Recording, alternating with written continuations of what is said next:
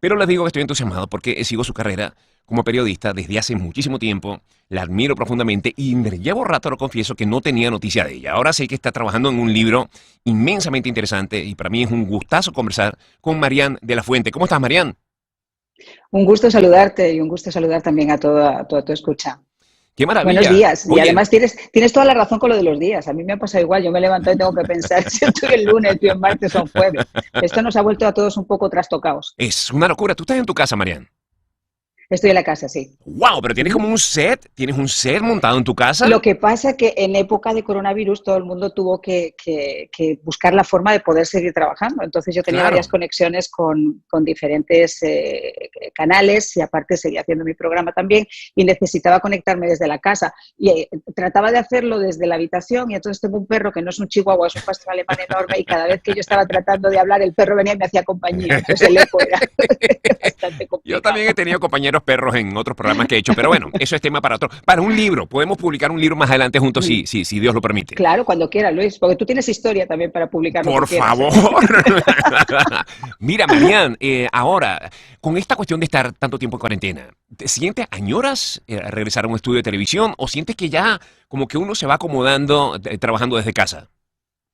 Yo creo que la televisión ha cambiado sustancialmente ya desde hace mucho tiempo, ¿no? Pero desde la pandemia, desde el famoso coronavirus, si hay algo que hemos aprendido es que la televisión se puede hacer desde cualquier sitio y que además te da una cierta, fíjate, por un lado tienes razón, el estudio se extraña por la calidad de la imagen, etcétera, pero la autenticidad que te da el trabajar de tú a tú con la gente que te está viendo, que te está escuchando sin preocuparte de que entres alrededor, o sea, un poco ese anonimato que te da estar solamente frente a una cámara, Sí. creo que también es maravilloso, ¿no? No, y además, esto que llaman, una palabra la que yo le tengo, pavor y repudio, que es el engagement. Porque este engagement Mm, de ahora de las redes sociales, uy, mm, nos pone todos como que a sobrequerernos los unos a los otros, cuando en realidad los seres mm. humanos no somos Yo así, lo odio, Marianne. No somos. yo lo odio, Yo también lo claro que no. odio. Lo odio porque no Ujú. es De honesto. hecho, si miras mis posts, Luis, yo he sido bastante crítica con eso, porque hasta cierto punto uno se pregunta qué es capaz de hacer la gente por un like. Yo he Sí. visto, por ejemplo, cosas estas en TikTok, en estas nuevas aplicaciones que se bajan. Para un adolescente, bueno, se justifica, pero que gente como nosotros, honestamente, se pongan a hacer el estúpido y el idiota de una forma tan profunda solamente por un like, a mí, honestamente, Marian de la Fuente, opinión de Marian de la Fuente, me parece idiota. O sea, no me parece Ok. nada Permíteme un simpático. segundo que ya te voy a seguir en tu cuenta por el resto de mis días. Comparte. Eres mi favorita influencer en mí. No, pero que además quieres un influencer, el que te busca el like para que le paguen la comida. No, hombre, no. Ahí está, ahí está. Oye, pero mira, llevamos apenas como 2 minutos conversando y ¿cuántos titulares estamos arrojando, Marian? Mira, te quiero hacer la siguiente pregunta porque tú eres una periodista, primero muy seria, muy informada. Además, que tiene en su trayectoria una cantidad de conversaciones súper interesantes con líderes del mundo entero. Con toda esta cuestión del mundo digital, con, por ejemplo, el libro de Bolton, que es como que la noticia del momento, todo el mundo está conversando, Ujú, está ujú. comentando las cosas que dice ahí Bolton en su paso por el gobierno de Donald Trump. Dios, ¿cómo encontrar la verdad, Marianne? Porque uno lee por un lado la opinión del otro, entonces es muy fácil opinar por otra parte en Twitter y después, ¿a qué te aferras tú como una verdad? Mira, yo tengo que empezar diciéndote que la verdad es muy subjetiva. Y te voy a poner un ejemplo que yo cuando hago algunas conferencias les comento siempre a los estudiantes, ¿no? Lo que, por ejemplo, en el caso de Pinochet es una verdad suprema para quienes eran los seguidores de Augusto Pinochet. Pinochet era un líder. Para aquellos que mató Pinochet, Pinochet era un criminal. ¿Cuál es la verdad? Depende, obviamente, del ángulo en el que tú lo mires. Ahora, desgraciadamente, tenemos un problema, dos problemas añadidos. Uno, que las redes sociales nos han convertido a todos en periodistas. ¿Eso qué significa? Que si bien es cierto que todo el mundo tiene la capacidad de poder comunicarse, no saben contrastar lo que se publica. Entonces, todo se hace viral. Yo recibo una noticia, me apetece, me gusta, se identifica con lo que yo pienso, inmediatamente la hago viral sin contrastar que eso es real o no es real. Y eso nos está pasando un poco a todos los niveles. Y la otra es que los medios de comunicación, desgraciadamente, no son medios de comunicación, son empresas de comunicación que responden solamente a unos intereses. Y, no te voy a decir en general, pero en una gran mayoría, los periodistas que trabajan para esos medios de comunicación tienen que seguir una línea editorial. Y esa línea editorial no es más ni menos que la agenda del empresario de comunicación. Y eso es otra realidad.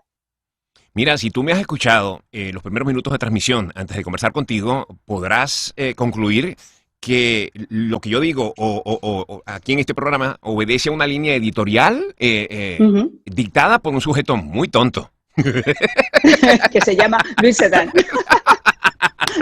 Dios mío. Por eso te digo, no se puede generalizar, pero en grandes... Y te pongo el ejemplo. Si nosotros queremos saber ahora cuál es la noticia y tú ves esa noticia en CNN o la ves en Fox, Sí. son dos noticias completamente Claro. diferentes. ¿Por qué? Porque el ángulo editorial de las empresas obligan a que lo que es verdad y lo que el televidente o la persona que nos escucha quiera saber sobre una noticia, ya te la están parcializando.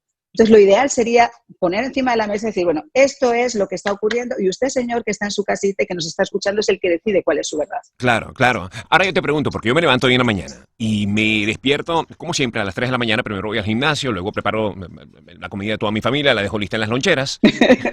Limpio la casa en la medida que pueda porque me gusta colaborar. ¿Qué quieres que te diga? Soy culpable, me encanta colaborar en la casa. Y luego me voy a la información para venir aquí al programa más o menos informado. Y está toda esta cuestión, este escándalo armado con el libro de John Bolton, el ex asesor de seguridad de Donald Trump. Sí. ¿Qué debe hacer? Mientras yo estoy escuchando, bueno, yo como venezolano, debo admitir, me duele profundamente leer las revelaciones que ahí están en este libro que todavía no sale, pero ya se vienen colando algunas cosas, algunos datos. Y luego de escandalizarme, de molestarme y tal, de agradecer si es que esto fuera en verdad, digo, ¿y por qué yo tengo que entender que esto que dice aquí es verdad, es cierto? O sea, ¿contra qué? ¿Cuál es la otra versión de este asunto? ¿Cómo crees tú que deberíamos nosotros, los lectores de este libro de Bolton, repasar las confesiones que nos hace en esta publicación? Yo creo que deberíamos tomarlo con muchas pinzas y la primera pregunta que uno se tiene que hacer es por qué un ex asesor de seguridad o por qué una persona que está cercana a un presidente decide sacar un libro en un año electoral a 3 años de las elecciones. Yo creo que es la primera pregunta que uno se tiene que hacer.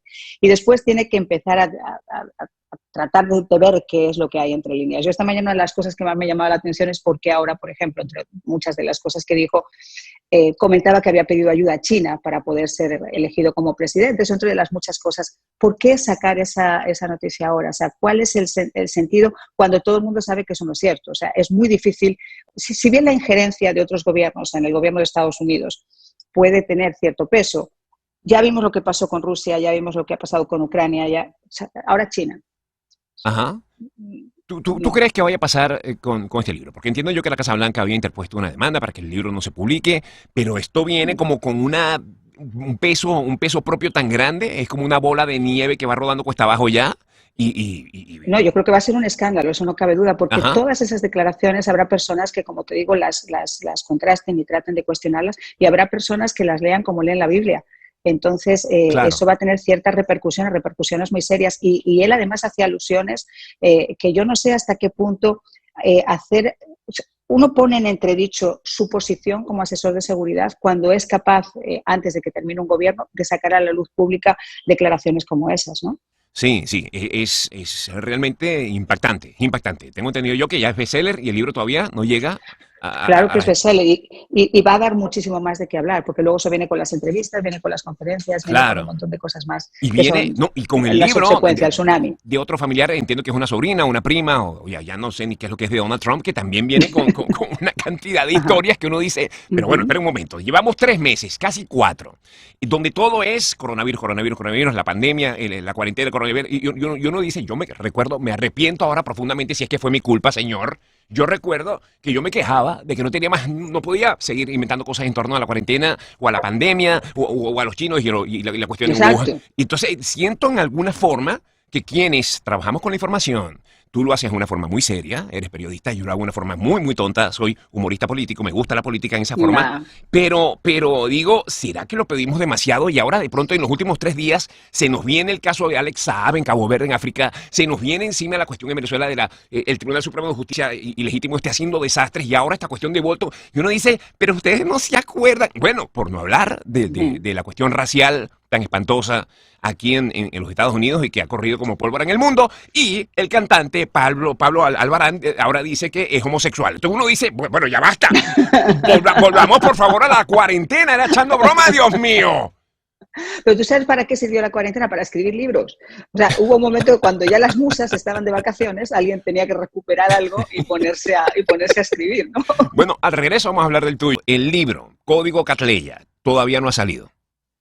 No, no ha salido todavía. Fue un trabajo súper, súper complicado, Luis. De hecho, solamente hemos podido dar un par de entrevistas hasta que el libro pueda ver la luz, porque hace aproximadamente 3 años se me aproximó una persona diciéndome que tenía información confidencial, que era informante del FBI, que había sido narcotraficante y que gracias a ella habían llevado a la detención del Chapo Guzmán. Así, dicho como tal, sonaba muy bien, pero Wow. le dije, qué Sí. lindo, ¿no? Yo necesito que me des algunas pruebas de que lo que me estás diciendo es verdad, y me mostró unos documentos que obviamente no me dejaban ninguna duda, porque eran documentos que el FBI había utilizado para mostrarle al juez, en este caso encargado de darle su sentencia, de todo lo que había hecho para que pudieran exonerarla de los cargos, ¿no?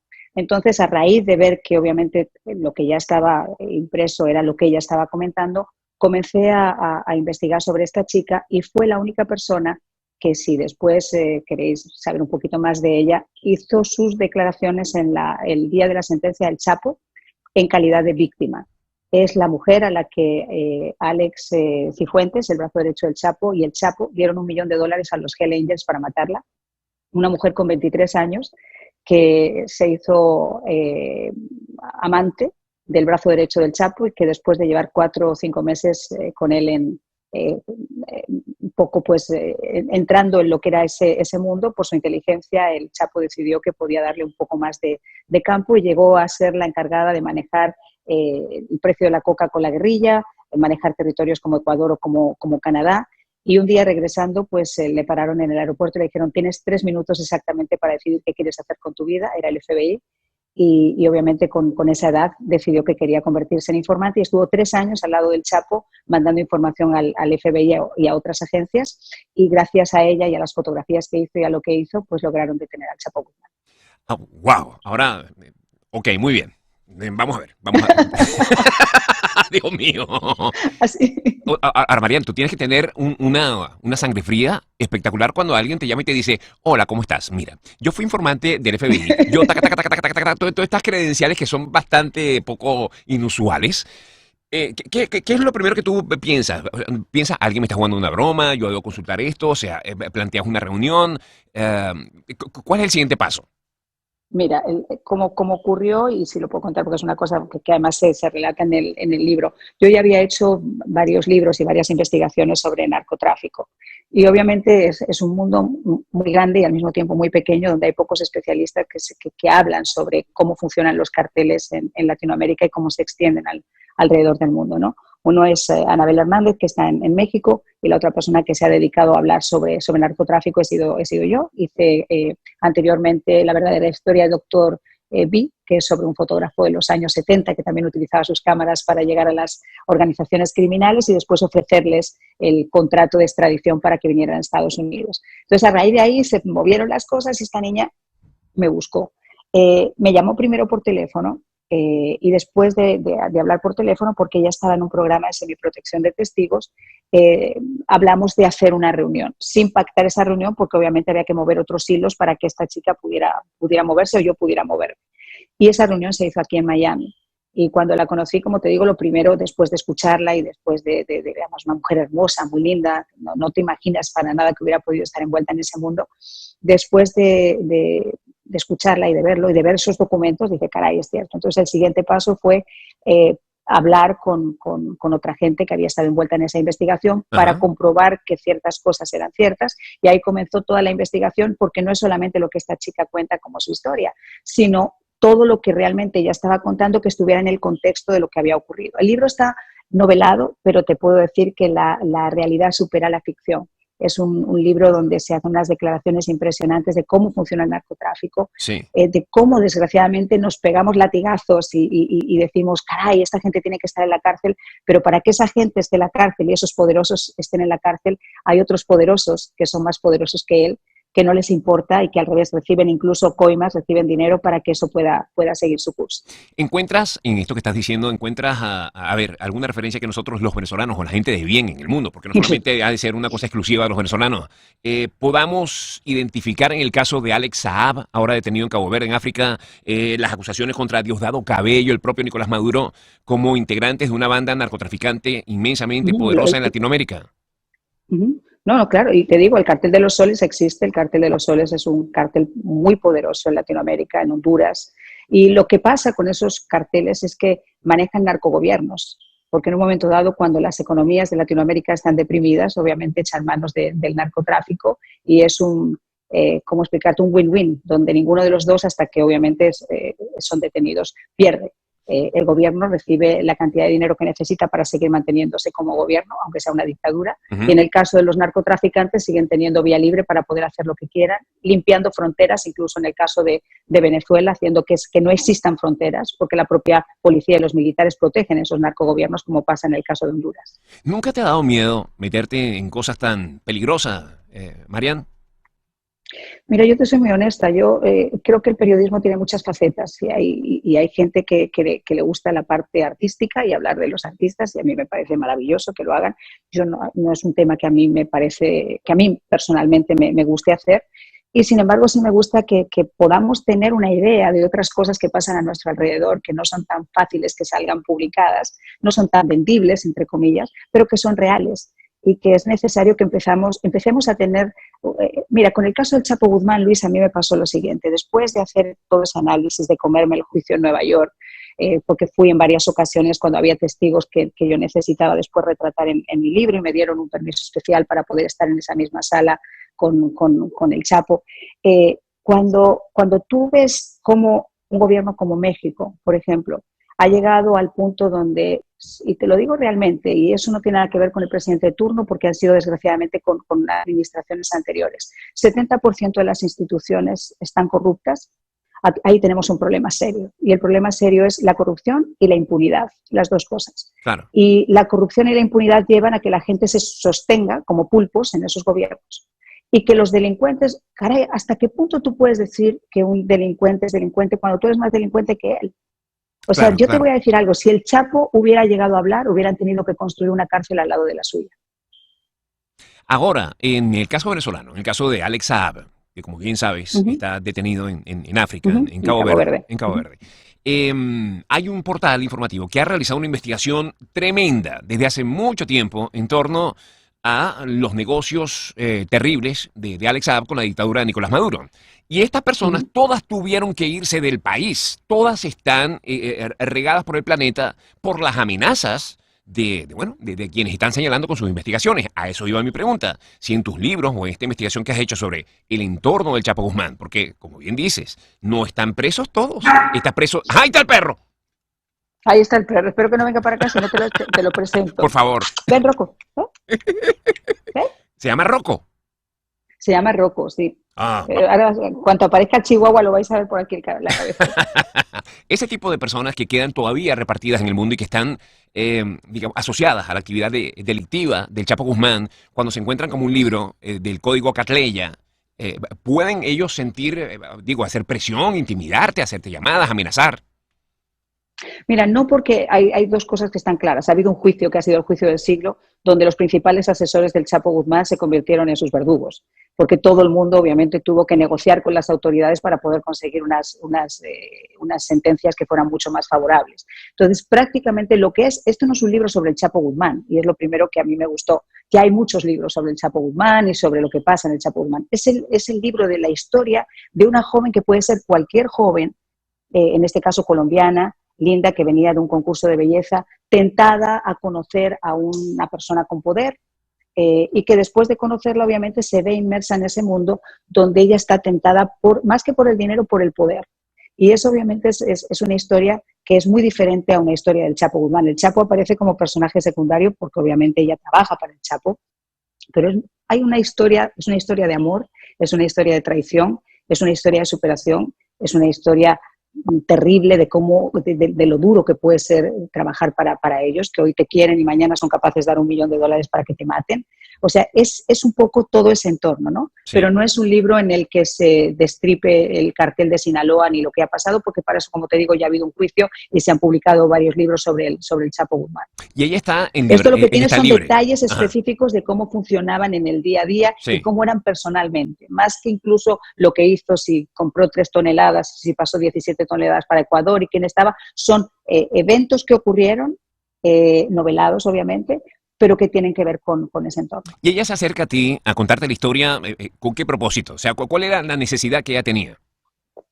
Mira, yo creo que hay 2 cosas importantes. Una, y yo tuve una pequeña discusión con ella que se retrata también en el libro, en el que le digo, ¿qué necesidad tienes de declarar el último día del juicio, el día de la sentencia, cuando te has librado de tener que ir tú físicamente porque ya tenían pruebas tuyas que se han aportado al juicio, ha salido tu nombre, pero tú no has tenido que declarar? O sea, ¿cuál es tu intención de quererte jugar la vida para eso? Tú lo que tienes es un ataque de ego. O sea, tú lo que quieres es que de repente la gente hable de ti, que se sepa quién eres. Y ella me dijo, tengo 2 asignaturas pendientes. La primera es con mis padres, con mi familia y conmigo misma. Porque es cierto que yo fui narcotraficante, es cierto que hice todo esto, pero yo me pasé 3 años jugándome la vida con el FBI hasta que esta gente estuvo detenida. Yo quiero que la gente sepa lo que hice, lo que pasó conmigo y que eso no vuelva a pasar a ninguna otra joven con 20 años como yo tenía, o por lo menos que se pueda llegar a evitar. Tú eres periodista desde hace tantísimo tiempo, tienes tanta credibilidad. Tus amistades, cuando vas a una reunión, cuando estás en un lugar, logras escapar al tema de la noticia. Eso te agobia. Ay, has dado con el punto clave. Porque es verdad, o sea, un médico, por ejemplo, termina de operar y se va a su casa y se desconecta porque nadie habla de apéndice ni de ataques al corazón. Claro. Pero nuestro trabajo es diferente porque obviamente la noticia es actualidad. Y cuando tú estás en una reunión con tus amigos, pues todo el mundo quiere saber y sale la actualidad. No, la verdad que no, a eso sí te digo que no escapo. Puedo escapar a cualquier otra cosa, pero al tema de la actualidad no. Lo que sí es verdad es que trato de no monopolizar la conversación. Ajá. Y además me encanta porque así puede recibir otras opiniones, ¿no? Wow, Pero sí es verdad, no nos escapamos ni un poquito. No, pero claro. Y a ver, uno busca de vez en cuando como que, a mí me pasa. Yo estoy hablando tanto tiempo, a veces coincidía, mi programa de radio tenía programa de radio, programa de televisión, luego la gira de stand-up. Entonces, cuando yo realmente tengo la oportunidad de escuchar hablar a otros, me apago por completo, Mariana. Me apago, toda la gente dice, pero es que tú tan divertido que pareces en no sé qué historias y luego eres como tan callado, tan antipático. No, es que no, yo necesito escuchar a los demás. Sí, porque además cuando tú llegas normalmente te preguntan a ti, ¿no? Claro. Entonces yo me siento a veces mal porque digo, es verdad, o sea, a mí me pasa igual, yo dejaba la radio, tenía un programa de 3 horas en la radio, el programa de televisión, la radio, llegaba a casa, tenía una reunión para desconectarme y resulta que la desconexión se convertía en la conexión total, porque además tenías Q&A con todo el mundo. Pero sí. Y cuando de verdad te quieres desconectar, ¿qué haces? ¿Qué actividad practicas? Mira, tú sabes que yo no soy un animal de gimnasio, eso sí es cierto, no he practicado mucho el gimnasio. Yo soy un animal en el gimnasio, que es distinto. ¡Qué bruto! Oye, muy pues malo, si muy malo. Se me pega algo, porque a mí no se me pega nada. Tengo ganas de hacerlo, pero la verdad que es verdad, hay que tener la cultura del gimnasio. No la tengo. Debería hacerlo. Eso es mi propósito de todos los eneros. Voy a empezar el gimnasio. Además, Sí. me hago ¿cómo se llama? No llego a hacerlo. Pero no, yo cuando me quiero desconectar, me encanta estar en la casa, me encanta estar con amigos, me encanta disfrutar viendo el lago. Soy una persona extremadamente simple, pero me encanta eso. Ahora, a ver, ¿te gusta, te gusta el humor, te gusta la fantasía? Porque a veces la gente tiende a pensar que quienes se dedican a la opinión, a la política, a estos temas que, bueno, que vamos a estar claros, mantienen al mundo en una zozobra constante que no nos permiten vivir con la ilusión de que puede haber un cambio para mejor. Sienten que son personas rígidas, que no ríen, que no compran fantasía. ¿Cómo eres tú? Hombre, la fantasía nos gusta a todos, eso te lo puedo decir. Y sobre ser... Es verdad que tienes razón también en ese punto. La gente te identifica de repente porque haces noticias como que eres seria y tal. No, yo la verdad que, perdóname, pero soy una joda viviente y es verdad. Yo soy española, tengo la ironía así puesta enseguida y de todo hago un chiste. Claro. Y me gusta divertirme, me gusta reírme, me gusta pasármelo bien, claro que sí. Claro. Entonces, por el otro lado, quienes de pronto te ven riéndote o te ven haciendo un chiste y dicen, ay, pero mira, de verdad, ya no debería porque ya tiene una imagen de seriedad que tiene que cuidar. Luego están ¿Sabes que la seriedad? Imposible. Mira, te voy a contar una anécdota muy divertida. Cuando yo llegué a este país en el año 96, yo venía de Antena 3 y me llamaron para participar en el primer servicio 24 horas de noticias en español, justo unos meses antes de CNN, que era CBS Telenoticias. Yo me vine para acá con mi maletita, toda divina, con mi pelito largo, y cuando llegué acá, lo primero que me dijeron es, ese pelo se vuela. Y yo, ¿what? El pelito fuera. Ninguna periodista de noticias puede tener el pelo largo. Perdón, usted me está diciendo que yo me tengo que cortar el pelo para ponerme delante de una cámara y decirle a una persona lo que yo interpreto que hay sobre actualidad. Se tiene usted que cortar el pelo y además la ropa que usa, no, chaquetitas con el brochecito acá. Le dije, mire, me está comprando el pasaje de vuelta a España porque usted no me ha comprado así. Y yo con todo el gusto del mundo le digo, si usted encuentra una persona que por ser más seria o por ser más creíble necesita cortarse su pelo, hay una cosa que se llama clase y hay una cosa que se llama respeto a la audiencia. Yo sería incapaz de ponerme un escote hasta acá con unas pechugas gigantescas para hablarle a un señor sobre lo que está pasando porque me parece una falta de respeto a la audiencia. Pero eso es una cosa, y el hecho de tener el pelo largo, porque a mí me gusta tener el pelo largo, porque es mi personalidad, es otra completamente diferente. Entonces, si a usted le gusta, me compra. Y si no le gusta, mire, tiene 150.000 personas que puede elegir que van a ser mejor que yo. Mira, No María, lo voy a hacer. me acabas de dar, me acabas de dar una... Me acabas de dar a entender que soy tan susceptible a ese tipo de comentarios. Me hago un escote y tal. Yo dije, solamente dijiste eso. Yo dije, ¿plin? ¿Qué? Soy No. súper susceptible No, a esos comentarios. Porque eso es otra de las cosas que ha pasado. O sea, la televisión es imagen, ¿ok? Estamos de acuerdo que la televisión es imagen.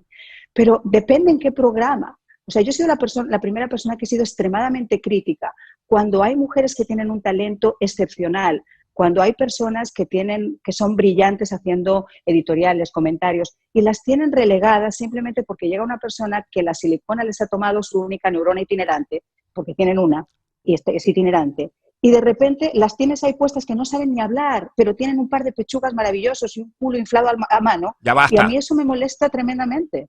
A mí ¿Es no. cierto? A mí.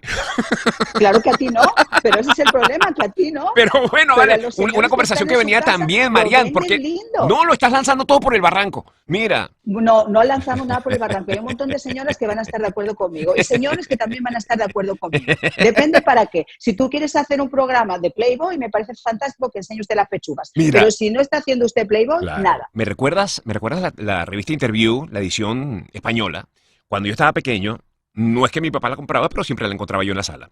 Y me parecía tan loco eso, bueno, que creo que también la Playboy aquí en los Estados Unidos funcionaba así, o funciona así, no lo sé, que traía esta mezcla entre artículos inmensamente interesantes, de una densidad política, una profundidad, y luego una mujer desnuda que la paró el policía y está ella así contra el carro. Con la misma profundidad, o sea, tenía la misma profundidad pero en distinto ángulo. Sí.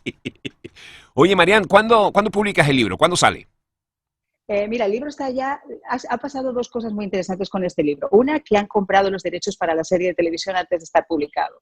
Y el segundo es que ya estamos en proceso de publicación. Hay dos editoriales que están interesadas y la gente está en este momento ya negociando con quién publicamos. Así que yo creo que, si Dios quiere, para el otoño ya vamos a poder tener Código Catleya en el mercado. Ay, qué maravilla. Bueno, conversaremos, Dios quiera, y ojalá tú quieras, Sí, para hablar ya del lanzamiento del libro. Por favor. Oye, un gusto conocerte. Un súper gustazo, Luis. Te mando un abrazo grande y un abrazo a todas las personas que te escuchan. Muchas gracias. Escuchas Arriba Miami con Luis Chatein.